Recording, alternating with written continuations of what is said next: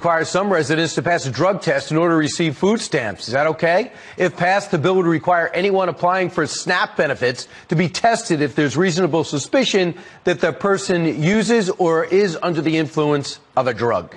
As of November 2018, 19.3 million households in America participate in the SNAP program. So does drug testing for food stamps go too far, or is it necessary? Here to debate it is registered independent and Democratic strategist Rochelle Ritchie and Marc Little, who's a lawyer and vice chair of the Center for Urban Renewal and Education. So, Rochelle, start with you. Is that too much to ask to make sure you're not on drugs to get free food? Well, you know, I think what this state senator has literally done is he's criminalized being poor in the United States. And I mean, and we have to think about this. He's also characterized poor people as being drug addicts and manipulating the system, when in fact more than 75% of the recipients of SNAP benefits are families with children. Furthermore, I don't think he really understands the requirements in his own state to receive such benefits. You can actually go to rehab for drug and alcohol addiction and still receive SNAP benefits. So he's going to test these people. If they test positive, guess what? They go to rehab and they get the benefits anyway. Marc, what's your sense? Do you think it's too much to ask to make sure people aren't drugs to get free stuff? Well, I'll tell you, she really hit on something that I think is key. First of all, it's important to understand that the states have to work to get people to work and offer dependency on entitlement programs, number one. Number two, the drug testing requirement in this case is fair. It's fair for two reasons. It brings accountability for behavior, number one. And number two, it brings the opportunity to identify people who have a need for treatment. We have an opioid crisis in this country.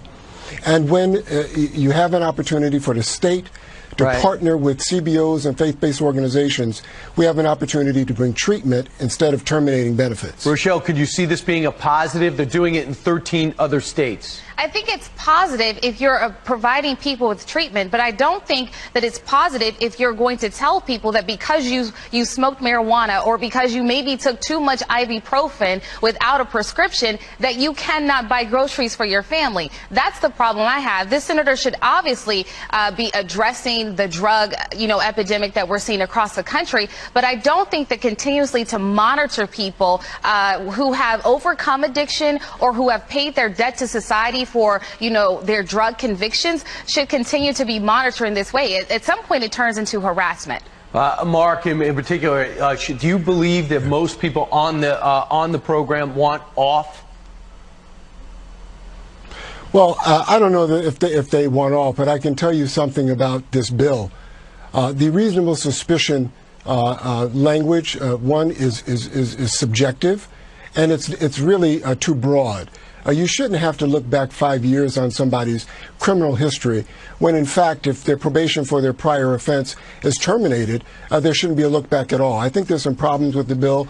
I know that people find that there's a stigma in testing, but the state has an obligation and a right to manage a program, an entitlement program in its state. Yeah.